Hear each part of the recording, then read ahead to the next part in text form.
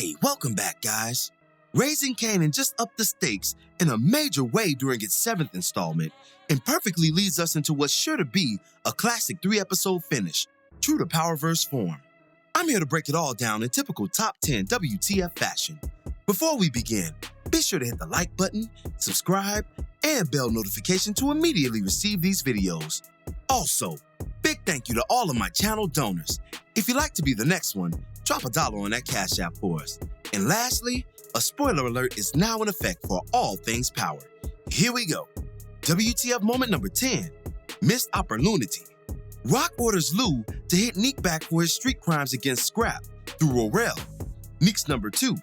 The henchman gets caught slipping with his head in the sugar bowl, if you know what I mean, yet still evades the impromptu hit. After a brief shootout, Rorel gets out the jam, able to munch another day. WTF moment number 9, Guess Who's Coming to Dinner? Kanan plans a special dinner with Rock and Davina, hoping to gain his mother's approval of his young love. Following introductions and niceties, Kay surprises Rock with Symphony's presence, briefly setting off the queen pin. Symphony pleads with Rock to forgive his transgressions against her, and even seals the reconciliation with a Hall & Oates rendition, which is something this commentator is going to have to add to his repertoire going forward. WTF moment number 8, when math starts mathing. Davina confronts Kanan regarding Famous's new song, slowly putting together the pieces and connections. Kanan downplays the song's elements and importance, but the ever-inquisitive Davina was unfazed by such denials. Her suspicions will only land her name in the very obituary section of the newspaper that once held Buck's post-demise. Plus, she's already betrayed Kanan, something that will get even more vicious as the truth continues to reveal itself. WTF moment number 7, failed tests. Kanan, in his never-ending mission to prove his worth to the organization, asserts himself to cooking duties after Marvin's collective comes across a special batch of cocaine titled Cinder Williams. More on that name later. Kanan implements a stronger mixture than normal, and the crew sets out to test the concoction on their addicted consumer base. However, Kanan's batch proves fatal as fiends begin dropping by the dozen with every hit, something that the hustler in training did not account for. The song choice during the first round of KOs was masterful here as well. Nothing like seeing a fiend clock out eternally to classic babyface simping.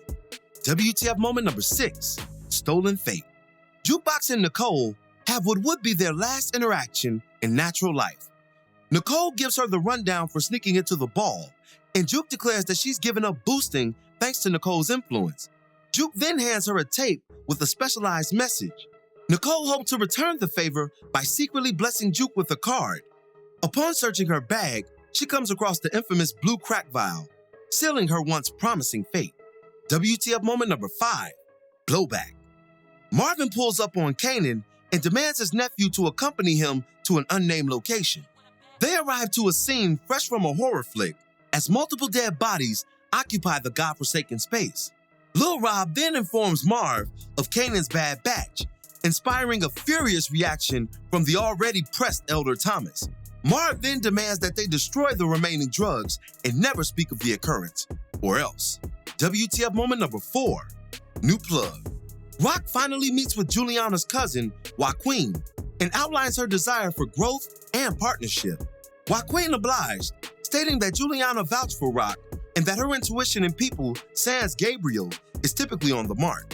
He then ended the brief meeting, promising to continue again soon. Lou also made a vital connection at the meeting, possibly gaining inroads to a label deal, courtesy of Famous's addictive yet dangerous street single. WTF moment number 3, half on a baby. Rock and Symphony continue their makeup session in a major way.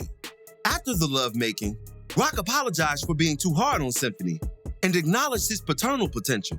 Then, she asked him a question that would forever intensify the nature of their union. Can we go half? Okay, so she didn't ask him that, but she did ask him if he wanted a child with her, to which Symphony agreed, though hesitantly on the surface. His apprehension is warranted, as Rock lives life on the edge due to her underworld empire alone, and choosing to build with such a woman could literally be a life or death situation. WTF moment number 2, a unique proposition. Lulu is confronted by Unique at Lamont's diner in the spirit of peace. He propositions Rock's baby brother with an opportunity to join his organization once he's finished with Rock herself. He also compliments Lou's intellect and resourcefulness, even throwing in music love, Lou's Achilles heel for good measure. Be this as it may, Lou thanked him for the flattery before delivering one of the coldest responses of the show's brief existence. "I just don't get down with bitch-ass niggas. Like you. And pussy eater over there," referring to Warrell in the latter diss. After a tense standoff, upon Warrell's realization, Unique thanks Lou for his time and apologized in advance for the massacres to come. There will be violence in the next episode. You can book that. And WTF moment number 1, one last song. As Nicole prepares to leave for the dance, she takes a listen to Jukebox's tape from earlier. A beautiful a cappella medley chronicling their love follows. The Cure's Just Like Heaven, to be exact, Nicole's favorite song referenced back in 104, much to Nicole's delight. Hoping to enhance the euphoric moment, Nicole searches out the stolen crack and empties the entire vial to smoke. This will be her last moment, unfortunately. The fentanyl-laced drug sends Nicole falling to her death to the sound of her lover's voice. Now this obviously is going to have a critical impression on Juke, which I'll be dissecting in a video to come, but the blowback this will have on the drug trade overall will be massive, as no one cares until white lives are affected. And a school choir girl losing her entire future to a poorly laced drug is the type of shit that brings out not only the police, but the politicians as well. The shit and the fan have officially met. Some lingering thoughts before we end today's video. The title of this week's episode was Stay in Your Lane, and boy was it telling. Kanan's misstep from his upstart lane caused the most deaths we've seen in a single Power episode. And of course, Nicole stepping out of her lane as a student and choir girl led to her untimely demise. So it turns out, Scrap survived that vicious attack by Neek and his crew. I never wanted to see such a loyal soldier go out like that. He'll be on a warpath as soon as he's healed enough to carry his own weight. Kanan said of Lulu back in episode 1 that when he's assigned to a job, he will get it done and get it done right. But that assassination fumble was about the most marvelous thing he's accomplished to date. Very un-Lulu-like. He'll surely redeem the blunder though. Lou's as thorough as they come. We just gotta get him a smaller gun. A few of you guys alluded to Davina's baby sister actually being her child, and I never considered it before this week's episode. But when her neighbor affirmed, "You're not that child's mother, you're a child yourself," there was just a different vibe in the air.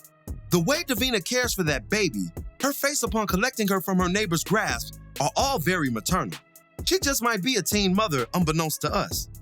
Plus, we know that she's been sexually active due to last week's episode and her experience over Kanan, who was very much so a virgin prior to that encounter. All of this is very interesting, but we'll see how it pans out. A few mentions were made to Cinda Williams, which may be lost on some younger viewers. Cinda Williams was one of the unsung sirens of the 90s, gaining recognition after her first feature film, Mo Better Blues, which is why Marv's crew tied the two names together for their new product and designated the new batch with blue tops for distinction. It also speaks to why the drug was captivating fiends beyond control, especially after Kanan's touch, as Cinda was and is a knockout beauty. My personal favorite film of hers was Caught Up with Bokeem Woodbine, aka Evil Dave Chappelle, though her portrayal as Clark from the aforementioned Spike Lee classic is forever goated. Gabriel, the abusive bodega owner, is all but cooked after Rock and Juliana's conversation this week. Juliana said that she chose Rock because she understood the evils of men. This interaction also gave insight into why the inspector from last week was so over the top with the disrespect. They were trying to drive such a point home to us in order to justify what's to come. Rock's bridge to the new connect and Gabriel's pending demise. For his sake, he better hope he doesn't end up in the wall next to the inspector. Nicole's tragic death makes you wonder how deeply it affected Juke's musical journey. Her love interest being also musically inclined could have very well been the dividing line once her life was extinguished. Detective Howard may have just found his opening into extending his life. With Nicole's death potentially leading back to Kanan's bad batch, I can see a scenario where he tries to blackmail his way into a few more years. His quote from the trailer supports as much too. We'll see how he plays it. And lastly, I just want to send out condolences to the family, friends, and fans of Michael K. Williams, the legendary HBO mainstay, who was found dead in his home yesterday due to what seems to be drug paraphernalia. Drugs are a reality of the game, and you never know what people are going through despite their many gifts and talents.